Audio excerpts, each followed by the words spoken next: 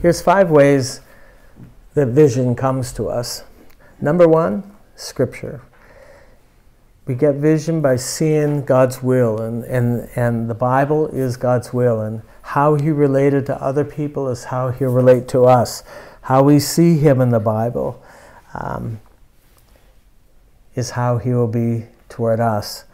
So we get a lot of vision from God's written word, and the vision that we get in our hearts, when He uses our mind's eye to see things, it should never contradict what's in the Bible. He'll never give you a vision that is at odds with what is in the Bible. Number 2, you can get a vision by observing others.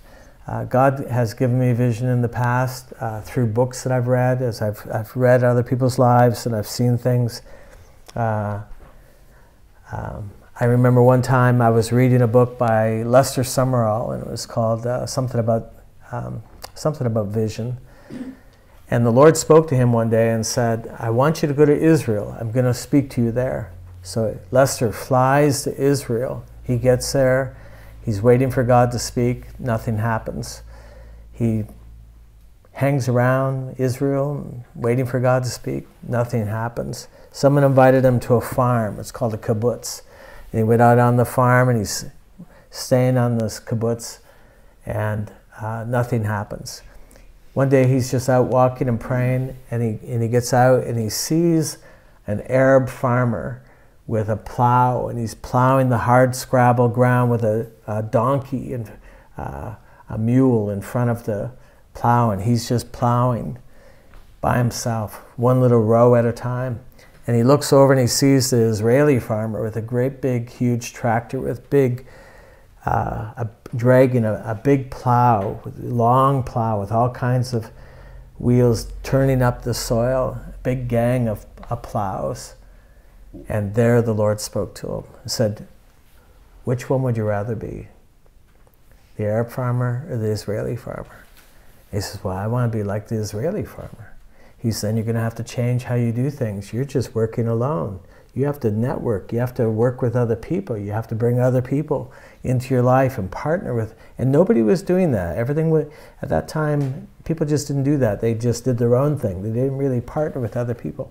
I remember reading that and being so impressed by it. And I caught it. And I said the same thing, Lord, I want to be like the Israeli farmer. I want to work with other people. I want to network. I need grace from other people helping me to do what you put in my heart to do. Well, sometime later, we had some prophets come to our church, and they laid hands on Heather and I in front of the congregation. And one of them starts prophesying, and he says, you've seen the donkey and the plow, and you've seen the tractor, and you've said yes to the tractor. And you're gonna start a network. And they started describing a network that I would begin in New York. But it's interesting, I saw a vision from a man's vision in a book. And then the Lord confirmed it prophetically. Isn't that interesting? That's why books are really important. Books are like, he that would be wise, let him walk with the wise. You find books filled with stories and examples of people who God did things with in their lives. That's why we're always recommending you read different books. It can create vision. It can come through personal prophecy. Someone can actually speak something, and then God can confirm it and bring it to pass. It could actually be something you've not even seen before. I like the prophecy where I've already seen it and then it confirms that, but it doesn't always work that way. You can get vision from seeing the need. Your eyes, you just happen to see the need, and I can't tell you the number of times that's happened to me, where I just see the need and I say, okay, I know that's God's will. I know that's what He wants me to accomplish, what He wants me to do. There's a man in England. His wife, Catherine, was a wonderful preacher, a lady preacher who could really hold a crowd spellbound through her preaching. She was dynamic. And she was invited to London to come and preach. And so her husband, Bill, went with her. And she's preaching. And while she's preaching, he would just walk out into the lonely streets of London. It's filthy. It's like the most densely populated place on earth. And it's filthy and it's broken. and it's foggy, and he's just lonely, and he's walking the streets praying, asking, God, I know you're using my wife. I know she has a purpose, but what's my purpose? And he couldn't see anything that he could do. She was a great speaker. Everybody wanted to hear her speak, but he couldn't preach hardly at all. And so he's just walking the streets asking, Lord, what's my purpose? What do you have for me? And as he's walking, he notices everywhere, almost every few steps, there'd be a little platform or a couple of old cobbled up wooden steps that would go up to a barrel with a spigot. And he couldn't figure out what these little steps were. And then this kid, a street urchin, ran in front of him, stepped up the little steps, put down his coin, pulled the tap on a barrel, got a bunch of gin, drank it down, and ran off. And the steps were for kids to get access to the booze, to the alcohol. And then his eyes were open. He saw them everywhere. The kids running out, putting down a few coins, pulling on and getting a draft of raw alcohol, drinking it down, and running off to play. And it so grieved him. It so shocked him. He had these beautiful kids at home, godly little kids, and now he saw something. And he said, Lord, if you'll use me, I'll move my family here, and we'll change this. We'll stop this. And he moved his family to the worst part of London, and they started helping kids, collecting kids, and helping them to live differently, and trying to change the poverty, and trying to change the hold alcohol had on the culture. And he gave his life to that. His name was William Booth.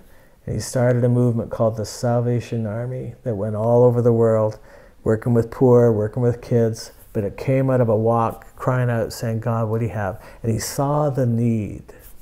He saw the need. I don't think we'll see the need. I don't think our eyes of our heart will be open unless we're praying and insisting that God show us. But he wants to. And finally, number 5, there's a thing called a heavenly vision. And it's real, it's true, it happens. It's not as common as we make it out to be sometimes. But your eyes can actually be opened by, in a real vision where you see part of your destiny. And it does happen, it can happen.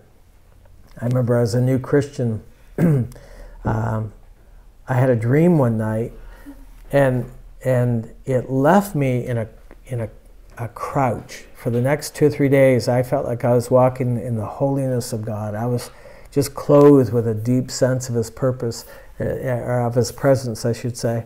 But I saw something that was so wonderful about me, and I was preaching, and I saw this whole thing, this vision. And then after that lifted, I was just sitting on the couch, and as I was sitting there, I would have said it was a daydream.